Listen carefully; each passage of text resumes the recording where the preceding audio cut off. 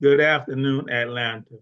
Welcome to another show of Veterans Today on WCEG Network. In the next hour, we are going to inform you. We are the Worldwide Community Empowerment Group. We speak live in the community. There are several ways you can join this conversation today. We you can watch us. We are live streaming. We're on Facebook, YouTube, WCEG Talk Radio, WCEG TV Channel, WCEG Network, www.WCEG Talk Radio. Uh, those are the way. Along with Twitter, we are also on Twitter, so and Instagram.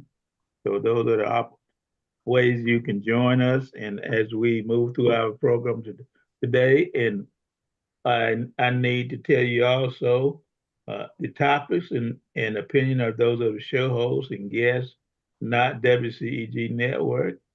WCEG Network is also a nonprofit. You can reach us at 404-490-8646, 404-490-8646. Brother Anthony, let's get started. Good morning to you, Herman and Miss Greer, and to our guests on the show today. It's such a beautiful day to be with you. And we have, Herman, two outstanding guests, one in the state of Massachusetts, the other one here in Georgia. So we got it covered. When we say the Worldwide Network, well, we got it. We're covering the entire East Coast. So today we have a former naval personnel, Mr. Blackburn, and of course, our state representative, Ms. Bazemore. So we just want to welcome you both to the WCEG family and to Veterans Today. So thank you very much for taking time from your busy schedule to be with us today. So tell you what, let's get right into it, because I know the Navy person right over here is chomping at the bits to get started. So today we have Mr. Felix Blackburn. Mr. Blackburn hails from Medford, Massachusetts. I've known Mr. Blackburn for a number of years. We've had many conversations. But what is so important to me that we have a veteran who served in the Korean War, served on a naval ship. We're talking about a gentleman that still looks as though he's 49, and he just clipped the birthday, passing the age of 90. And I'm telling you, 92. So I'm telling you, he looks great. He's sharp. He's smart. After he got out of the Navy, went to SIU, Southern Illinois University in Cairo, Illinois. Carbondale, Illinois. And from then got into the senior executive level management type work, working for the Massachusetts Transit Authority, and has a very strong television background. He's done that kind of work. So, I mean, this gentleman has a number of historical things he's done. But welcome, Mr. Blackburn. How are you doing today? Very well, and I'm pleased to be on the show. It's a great honor to speak to two served servicemen, one from the Air Force and one from the Army. And I'm the Navy, so you now have a complete triumph there. That's right. That's right. No. That's right. And Herman, I'm very glad to see you. I haven't seen you in a long time. And Anthony, I saw you recently. So let's get right to it. What do you really want to know? Tell us a little bit about your naval career. What was it like for you as a man of color in the United States Navy? Absolutely. Let me tell you. I joined the Navy with and they'd made some kind of agreement, or at least I was told, that you coming out of college, you could go in the Navy and then go through boot camp and then go to Officers Candidate School. Well, obviously, I didn't get to Officers Candidate School, so I went aboard ship for 4 years. And aboard ship, it was an adventure. Someone asked me, how did you like being in the Navy? It was really adventure. I'm an adventurous type of guy. And so I was succumbed to that statement, join the Navy and see the world. I joined the Navy for that reason. And I saw the world. And the whole time that I was in there, it was just a big adventure. I really did not have any obvious dislikes for the Navy, except for one thing. You stand in line for everything. So as a result, when I became a citizen, I don't stand in line for anything, especially if I have to pay for it. I just don't. I mean, when we're in the Navy, you stand to go to the bathroom, to get paid, to get off the ship, and everything. So I'm very anti standing in line. But other than that, I spent the 4 years. I went to the Mediterranean and did a tour over there. So I saw a lot of cities and places that I had read about, which really satisfied me because I really wanted to see those places. And then, luckily, after this tour over there, the ship went over to the Seventh Fleet. I was in the Sixth Fleet and went to the Seventh Fleet, which was in the Pacific. And so I was hoping that we were going to go through the Suez Canal so I could get the chance to see South Africa. But then I remembered, or later they told me, if they'd gone through the Suez Canal, I would not have been able to leave the ship in South Africa. Right. However, we did go through the Panama Canal, and that was an 8-hour process. So then after getting into the Pacific, I then went to Far East. I went to Honolulu. I went to Guam. I went to Okinawa. I went to the Philippines. I went to some places in Malaya. And so the point was, for me, the adventure was almost complete. Now, the one thing about the Navy was somebody asked me, would you do it again? Yes, I would do it again, only as a commissioned officer. Other than that, I would not do it. And so when I got out of the Navy, I thought about it. Did I want to go back and come back in as an officer, or did I want to take my chances and do other things? So I just didn't go back in the Navy, and so I just did other things and compensated for not having been able to go into the Navy as an officer. Well, did you feel as though while you're in the military that you had the advantages, the situation was such that you could get promoted to move higher in rank? I made third class when I got in there. All I had to do was take the test, and I passed the test. It was a competition of about 10,000 guys. And when they needed a rate, and if they had an opening on the ship, you could get it, or else you got the rate and they sent you to another ship. And when I left the Navy, I had gone up for second class, and I was pretty sure that I had passed that test too. But then, I left the Navy.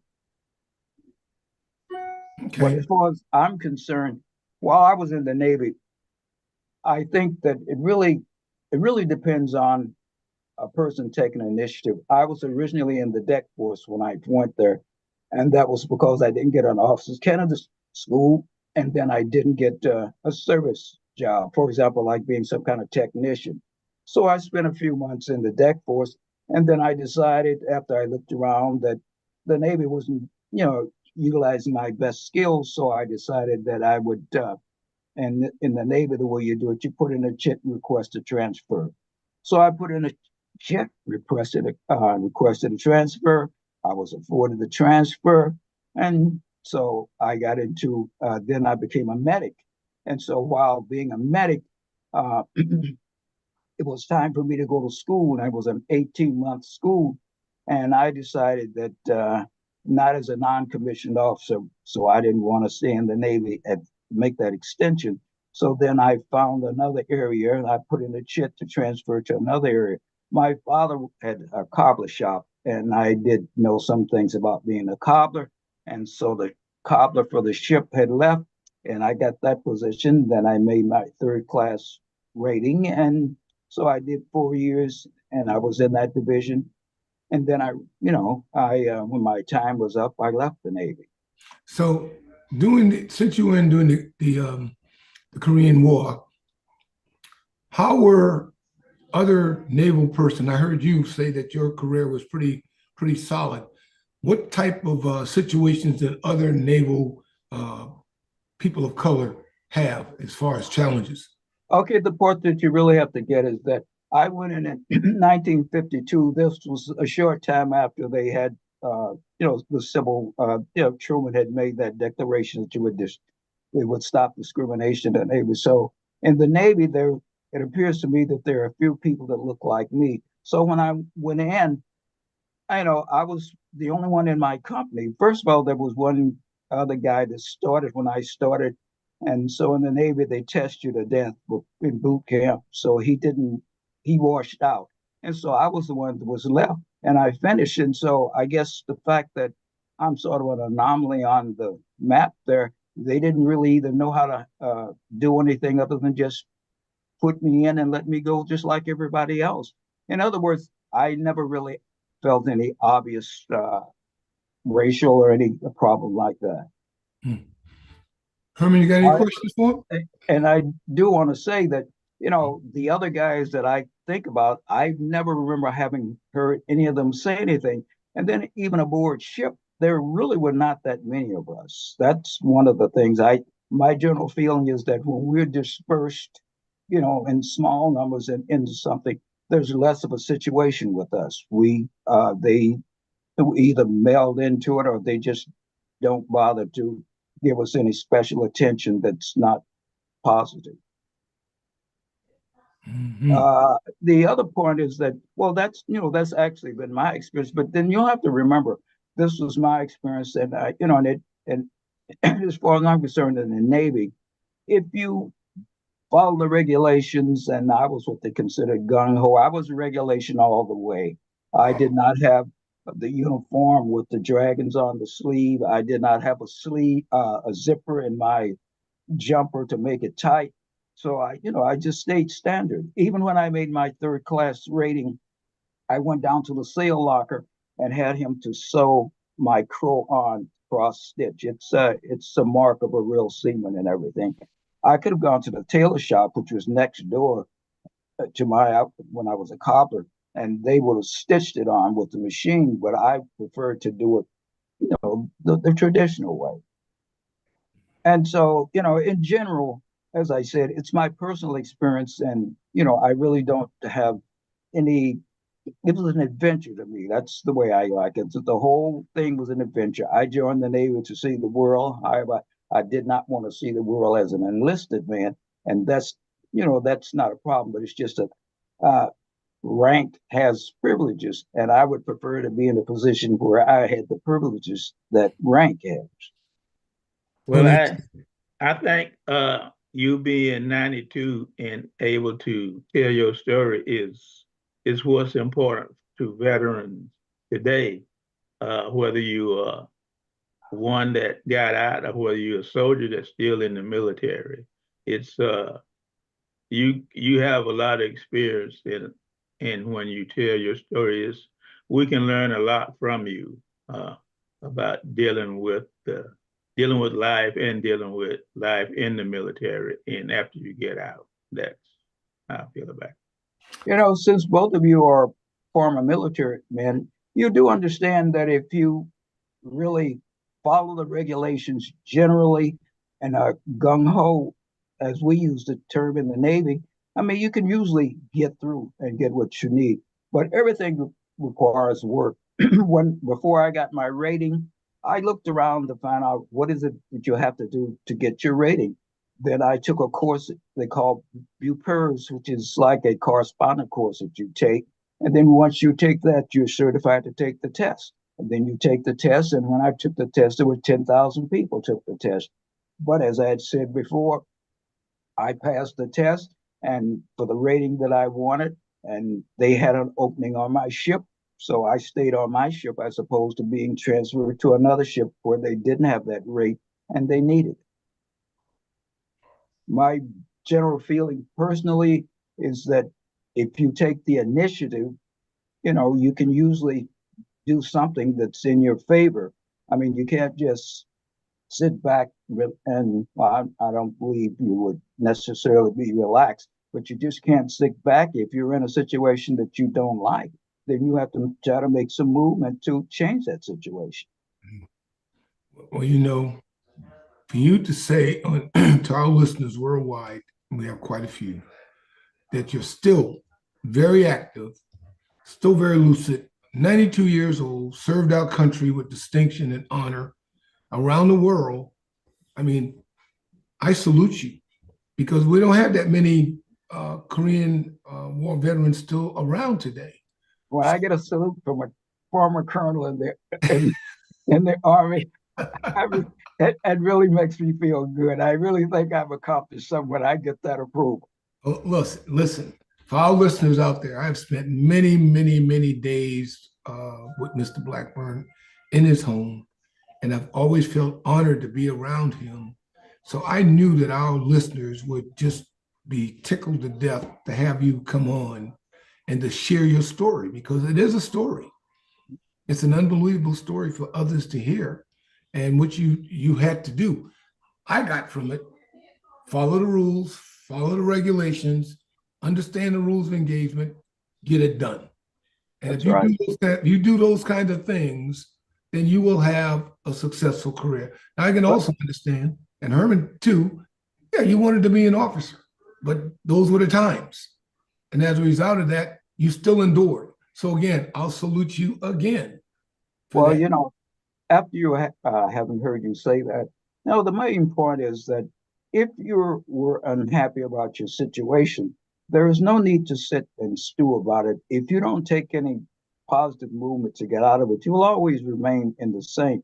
And for example, when I was a short timer, and they use that term a lot when you're about to be mustered out, I never ever throughout my whole naval career said that I was not going to do 20. So most of the old heads in the Navy thought that I was going to do 20. I didn't say that I wasn't. And so this was key. So when I got ready to, and they took bets. And when I got ready, it was time for me to leave the ship. They had bet that I would re-up on deck. And a lot of people lost money because I didn't. I mean, I just took I think I had about about I guess about $4,000 or something that the mustering out pay, and I left.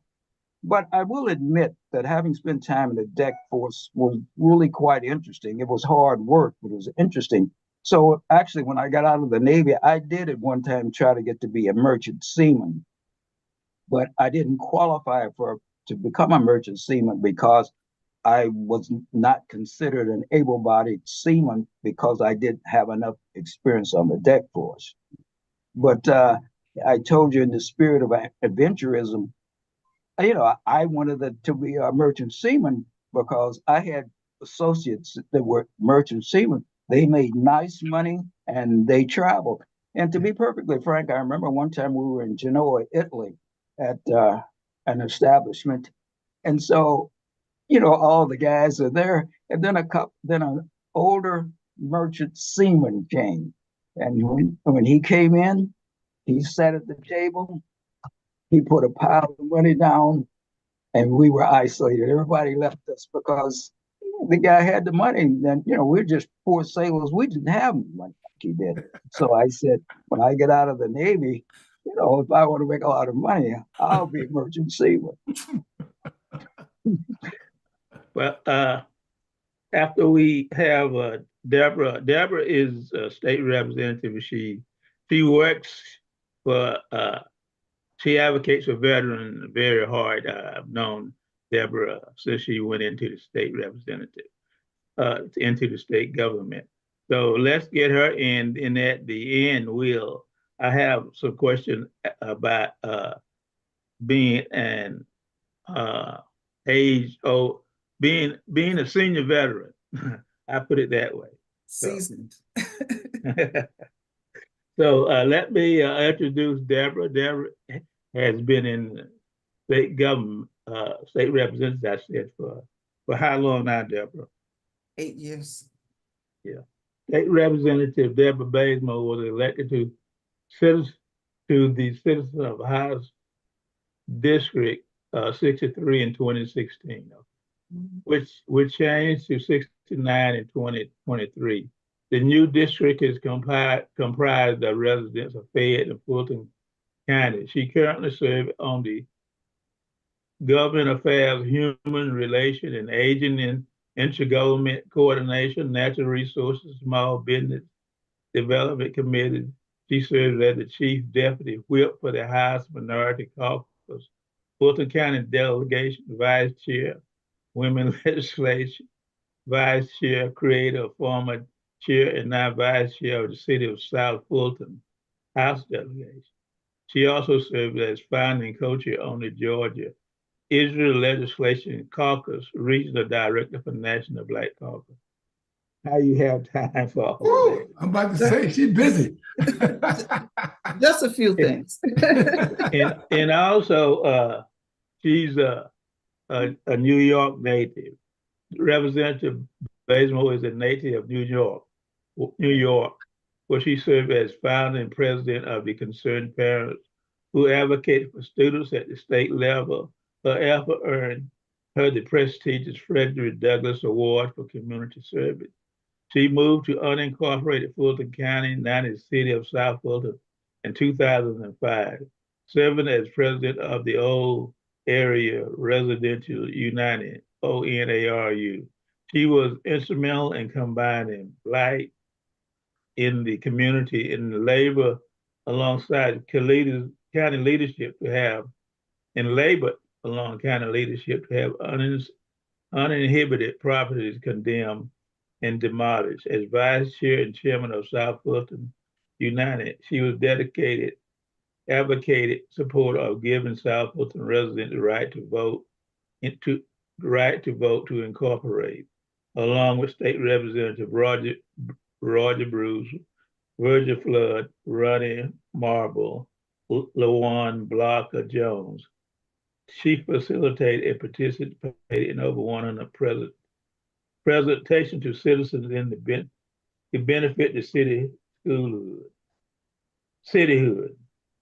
Representative Bazemore began her work in the state level as chair of the staff to state senator, working under the Gold Dome and traveling statewide to listen to citizen concern, address statewide issues, develop involved partnership. Since being elected, she has sponsored and championed legislation to assure the citizens in the home community, protect Georgia children for human trafficking, bring awareness to the critical health issues, school-age children, parenting with NAMI to address mental illness, and also to work with targeting Georgia citizens on the path to home ownership. She also served on the Fulton County 2035 Comprehensive Plan and Steering Committee. In 2021, she was awarded the Honorary Humanitarian Doctor and Trailblazer Award. In 2022, Global International Alliance for Passionate and Consistent Lives Work in the Community. I got tired, Herman. I have nothing to say now. I'm tired. I mean, she's been busy. I also know Debra has a son that's Air Force veteran, right? He is, yes. Okay.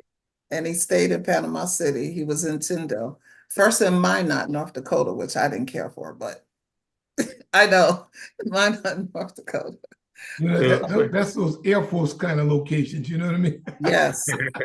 Frigid. I thought New York was cold. It's frigid. Frigid. But first and foremost, thank you so much to my friend, Mr. Anderson. You know, I mean, before I even became a state rep, I worked with you all, continue to work with you all, and enjoy every moment of it. Thanks. And appreciate each and every one of you, and Anthony, you also.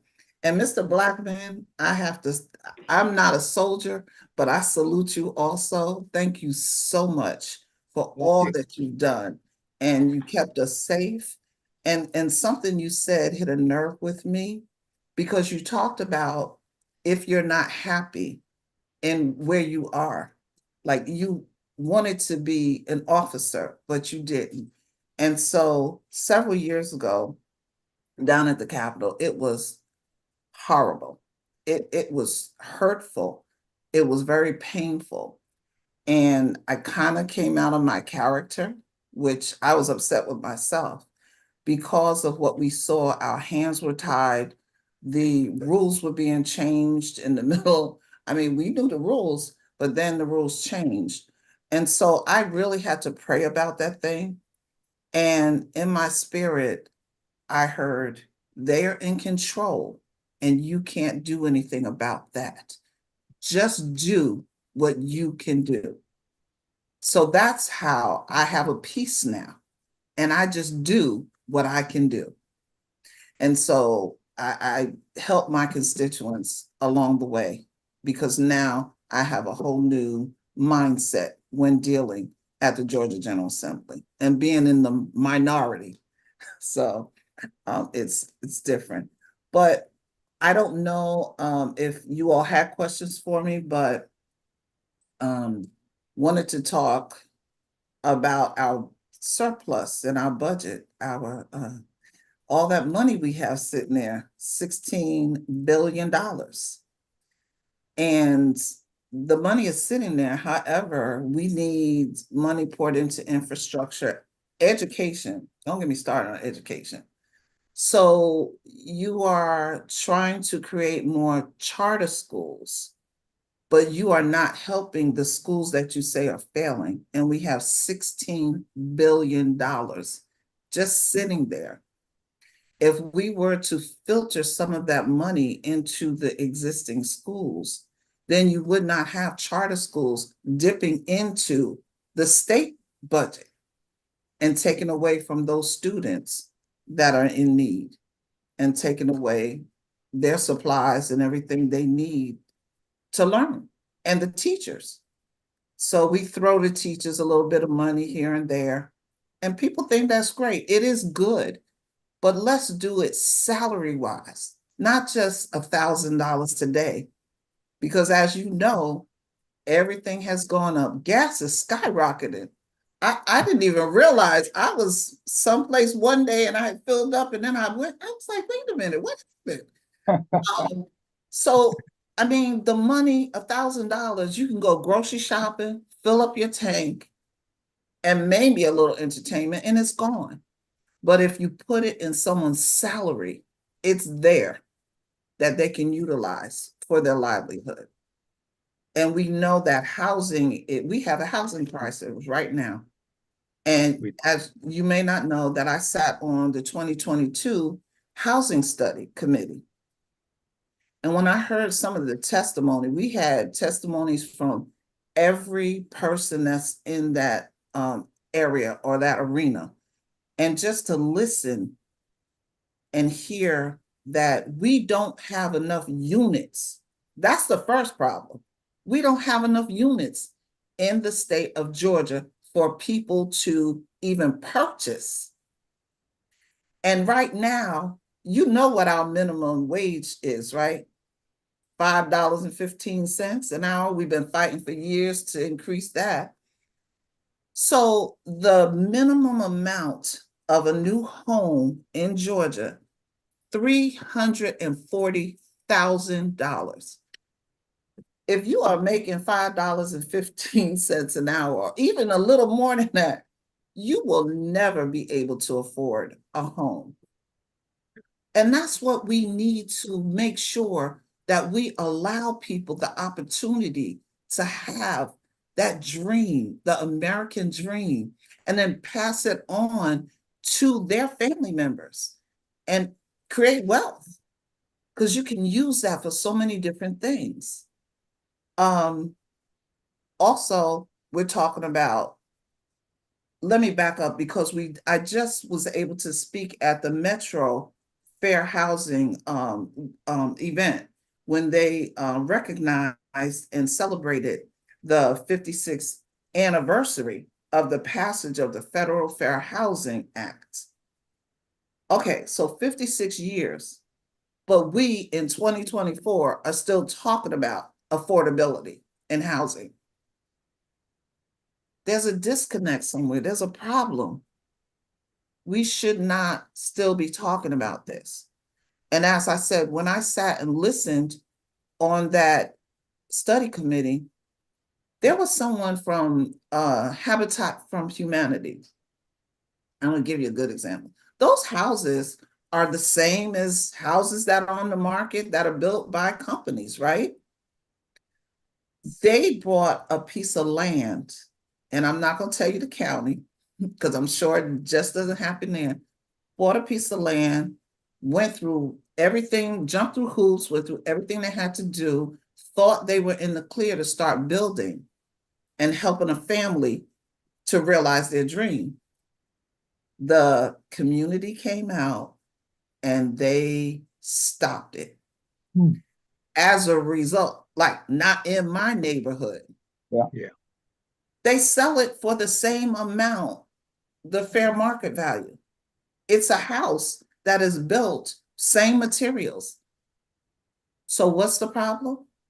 So what they had to do eventually, they had to sell the land because they could not build on it. Habitat for Humanity. If I remember correctly, our ex-president, Jimmy Carter, was involved. He lives right here in Georgia. He was involved in that effort. And you're telling people not to build in your neighborhood? See, I think there are two issues that we're still dealing with. Like you said, one is the labor rate, and the other is the houses cost. It costs their price too high because of different people priorities and the companies. So that's how I feel about it. Your, Let me tell you why your, else. I'm your, sorry. your statements are on point. My wife was in the education system for 32 years. And so I know personally, and she does too, that what you're saying is accurate. And the other part with respect to housing, well, I'm up here on the East Coast. It's the same situation, not in my neighborhood. And yes, we have a paucity of housing here, and it's nationwide. That's right. And the other thing that's happening here, I suppose is happening there, developers are buying houses. Yep. And then the average citizen cannot buy the house. That's right. And the developers that are buying them, they will offer you I guess almost a phenomenal amount of money for the house. You don't have to do anything to it.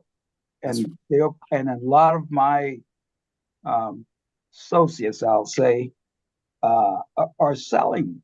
And then in our neighborhood, it's just ridiculous. I mean, you get phone calls, emails, everything every day about that.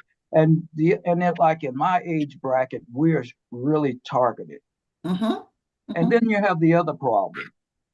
Even if we want to downsize and move, so they give us this large amount of money for the house, then where are we going to get one? You know, I'm so glad you brought that up. And then we have another situation here in this state. This is it's a state where migrants can come in there, and the state laws say they have to be housed.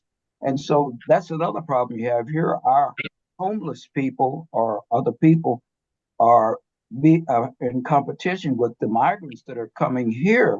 I don't think your state's one of those states where they have laws that say that they have to house, immigrants. But here it is, and it's a problem. And then you have a problem with that when they select a hotel, a room in some town. The town's upset because they're not going to have it in their town. So yes, you're on point, and those are really critical issues that we need to. Something needs to be done, and I don't know who has the key to square these things away. But they do exist, and you are absolutely right. So I'm so glad that you did talk about the investors, because I was going there. So they have, let me tell you this, when I heard some of the testimony, there was a lady from the housing area in Atlanta. She works in that area. She broke down to me in my district that investors targeted my district and bought up 60% of the homes in my district. So you're taking these homes off the market because when you do that, they can't afford what you are asking for, these investors. Right. And so those investors, then they keep those homes for about 5 years, milk their whatever they want out of those homes, and then they walk away. Absolutely. We have, I think, three big ones that have come into Georgia. When I made this statement during the subcommittee, now let me remind you, I was the only Democrat, I was the only Black person, okay? So this presentation's going on, so I'm expressing my concern, especially in my district, because we know what that means. One of my colleagues who's in kind of connected to the field and housing, he said, well, we can't stop investors from coming in and buying things. Is that what you're trying to say? We stop these people? So I said to him, I said, okay, I understand what you're saying. I said, so when the investors come in, what I will do is I will tell them to come to your district and buy up your houses. How about that? And he stopped talking. Because when it happens to you, then you realize, when it happens to your people, then you realize how severe it is. But you're in this arena already. This is where you work and play, besides the state capitol. And so this has become such a problem that now we're saying we need to either put restrictions on or not. And we don't have enough people that have the appetite on trying to stop these people from doing this. And as far as, like you said, there's usually a transition. So those that are more senior, that have homes, normally what they do is they downsize at a point because they don't need the big house anymore. Right. And they downsize and go to something smaller. Well, they can't do that now. And the reason why is because if they leave their home, they try to find something now, it's way more expensive than what they have. So they're staying in their homes. So that's another reason why you don't have those units on the market. Do you have the problem with the developers? The developers here are buying a lot of these spaces in the city, and they're using B&B. And so I guess the city is trying to prevent that for developers from buying places in the city and have them for B&B. The people come Airbnb. trying to stop that. Yeah. Mhm. It's these are serious problems, and I'm not sure who's really looking at them, but they really need to be addressed. And with respect to seniors, we're just, and I will say, we're just targeted, and the point is, okay, I will sell you this house. My kids are gone. They have their domiciles elsewhere. And so I don't need all this space. Right. And so, if you give me a fair price, and they do give you a fair price, and I don't have to do anything, then where am I going? Right. Go folks home. And that's the other problem. That's Even right. in these, I don't know about your state, but in this state, those homes they're at a premium. That's right. People don't have places to stay there. It's a problem. Yeah. And they're also dictating the rent, the cost of rent. Absolutely. So the housing goes to rent also, and people are having difficulties. And even when they get vouchers to help them, Sure. the voucher is not enough. And it's not the agency's fault. It's because that's how much they can give. And the state needs to kick in more money to help this. Because I heard our governor say before the session last year, all of these companies are coming in. We are having companies come in here left and right. Well, he wants to build houses but these houses are in rural areas. They're not concentrating on the areas where most of the people live. And so they're trying to do that there. But what about the individuals here and where we live? The other thing is the hospitals, Medicaid expansion. So Medicaid expansion, we have been fighting and fighting and fighting. I don't know if you know that I served with Stacey Abrams, and brilliant woman, fighting, helping us. So we've been fighting for a long time. They want to do some vouchers. And they call that expansion. They really think they're expanding. No, they really don't. So they put that out there to the public and constituents like they're doing something. At the beginning of this session, he made it very clear, we're going to expand Medicaid. The other day, he would not speak to it because they did absolutely nothing. I use the term "you people." People object to that, but uh, there you have the problem that we have here. Stewart is a corporate organization that owns a lot of hospitals here, and they're closing because of financial difficulties. They haven't paid their bills and things, and most of the those places are inhabited by people with Medicare and Medicaid, and so the owners of those facilities are saying that they have to close or they could not pay their bills because the majority of the people are Medicare and Medicaid, and that's not enough money. And Yep, that's correct. Totally So agree. what is, I'm sorry, go ahead. I said totally agree. But the effect here is that this corporation owns a number of hospitals and things here, and they close. And so then people have got to rush to try to get in another place. And we have a problem with doctors here too. And I know they have a problem there from personal experience. And so, there are some major problems going on in it. In my view, they're not being adequately, expeditiously looked at and acted upon. Correct. So let me tell you what our problem is. It goes to what you said also. The problem can be solved. President Obama, he allotted a certain amount of money to each state to help with Medicaid expansion.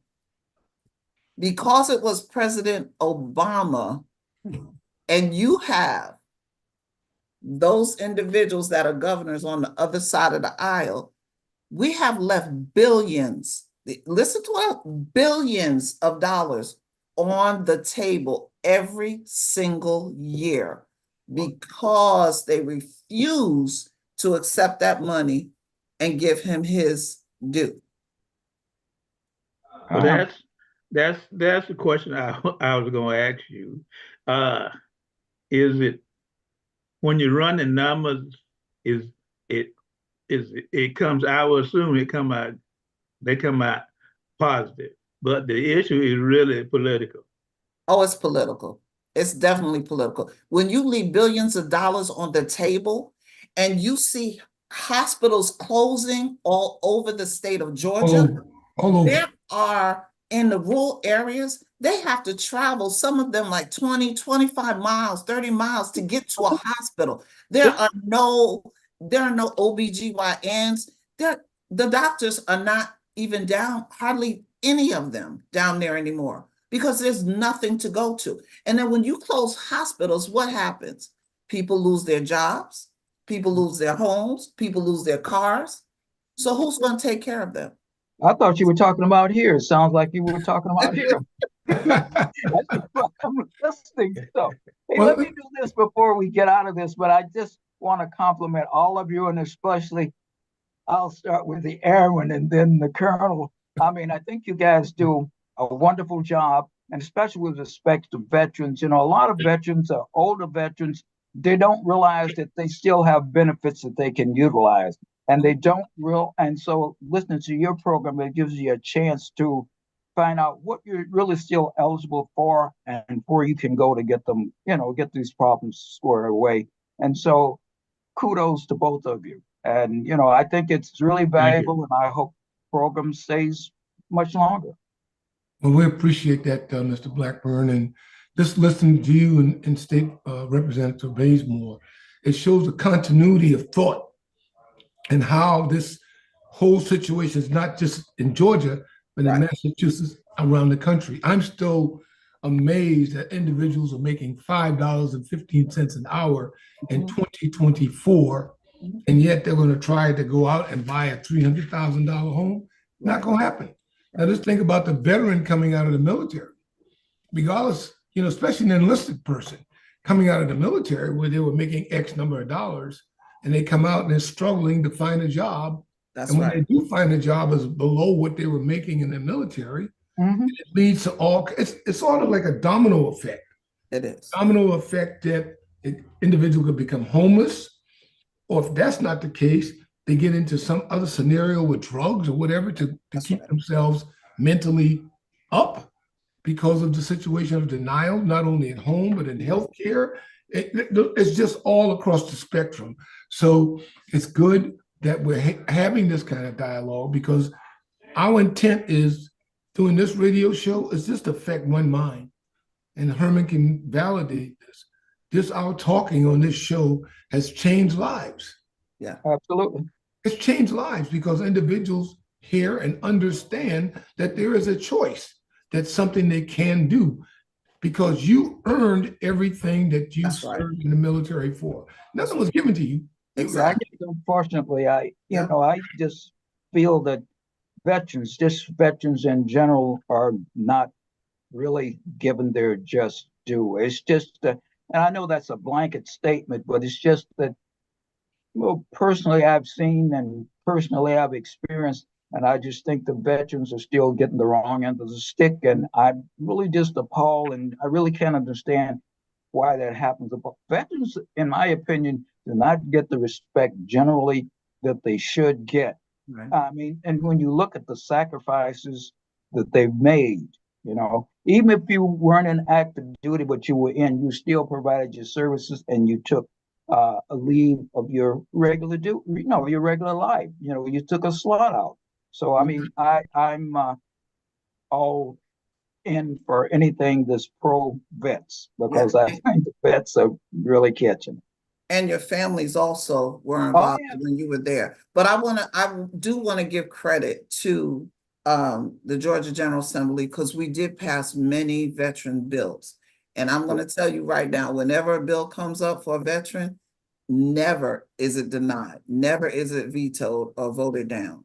So Good. we do have a House committee, study committee on assistant programs for veterans applying for military benefits. So that is resolution 1419. We have a joint study committee on combating, we just talked about this, homelessness among veterans and for other purposes. And that is House Resolution 1257. We have a number of bills that have passed. There's a Georgia Veterans Service Foundation for purposes of operations and reporting and revised operations, and that is Senate Bill SB 21. Okay. So I have several others. I don't know how much time I have, but relating to training, industry services, training programs. And this one is called the Trucking Opportunity Act of 2023. And that is Senate Bill SB 203. I'll get in touch with you and ask for a list so I Yes. can. Yes, you can definitely get in touch with me. Ask me. So I can circulate it. But Yes. That's what I also would like to emphasize to all veterans. We are underserved, and we really need to get more involved. Starting at the ground level as in all the way up. We need to put more emphasis on what's good for veterans. What's good for veterans is good for the country. That's right. So I think that's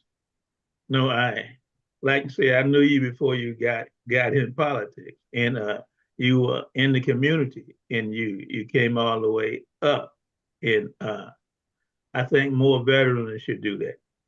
Agree. Yeah. Let me ask you though, you listed a number of bills, House bills, et cetera. How does that information filter out to the military or veteran community, that they know things are in the works? Because when the governor comes around on 1 July of every year to sign them into law, how would they actually know what's pending? Because I have not seen much published. Maybe I'm not looking in the right location, but how would a veteran know what's out there to be signed to become a law? So I'm glad you asked that question. You don't have to wait until July to see. And I'm going to tell you this first before I forget. So the governor can do three things.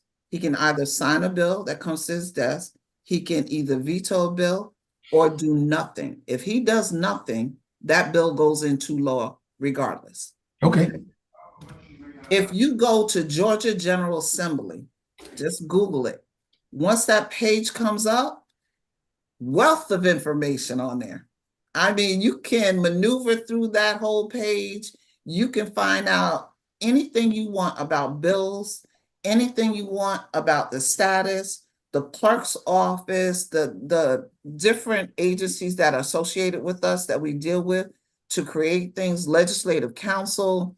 You can see all the bills. You can see who even sponsored the bill, who signed on to the bill, especially if they're egregious. So you all can come up to the Capitol, sign up to speak at the committee hearing, and that's what we need. Let's have a Veterans Day. Not just one, come on a regular basis so that they can see you and they can know what your concerns are. So all of that information is out there on that page. You can find anything you want that we are doing. And also, while session is in, we go into session always the second Monday of January.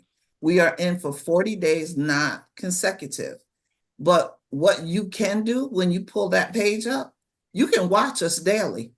You can see everything we're doing, everything we say. You can see that there live. So when it's happening. That's good news. I did not know that. So that's very Yes. good news. And I hope our listeners out there, again, choosing to the community, hear it directly from you, that they can Yes. go to the Georgia General Assembly online and Yes. watch and listen and learn. Yes. That's And good. even the Exactly. committees. Yeah. That's good news. Yeah. That's good, real good news. So, Mr. Blackburn, do you have any alibis? Our time's getting short. Do you have any alibis that you would like to share with our listeners about your naval experience and your experiences after the Navy? After the Navy, after the Navy, when you get to be 92 years of age, you've been through a series of job situations. I was in research and development for infrared detectors for a while. And then, as I told you before, I'm a very adventurous person. So then I did that for a while. And then I went into thermal conductivity as an engineering assistant. And I did that for a while. And then I said, well, I'm kind of, founded on this. And so I said, I'm going to look around and see if there are any other opportunities that I like. So one day when I was working in the thermal conductivity area, I looked at the show and there was Dick Cavett on the show, and they gave the cameraman a little airtime. So I was thinking about that. I said, I can do that. And I said, and I got the background. So I said, so I marched over there and went down to the television station and presented myself and my credentials. And they said, well, Mr. Blackburn, we don't have any openings, but, who sent you? Well, I said, no, I said, I have the credentials in the background. So, I thought perhaps they may have some openings. So ironically, I left and I came back home and I was sitting with my wife discussing it. So I got a call and they said, if you're still interested in working here, would you please come down and fill out an application? I filled it out and I got the job. And I don't know if I was the first or I was one of the two. I think I was the first one there as a Black in the engineering department. And the point was, I decided this is something that I want to do. It looked like fun, I will say that. And it was. It's an adventure. We covered the riots. We covered the political rallies. You covered the big funerals. You covered all kind of events. It was interesting. And then after a while, I said, well, I want to try something else. So then I said I'll try academics. And so while I was working at the television station, I went back to school and got some more courses and things. And then there was an opening at one of the local colleges. And so I applied, and lo and behold, I got the job there. And so I spent 13 years as a college administrator. And then again, lo and behold, my resume got circulated around and everything. And the next thing I knew, I was recruited. And so I got this unsolicited recruitment letter and asked me if I want to interview. So, and then I checked it out, what kind of money you get and what your responsibilities and privileges are. And they were compatible with my skills, my assessment.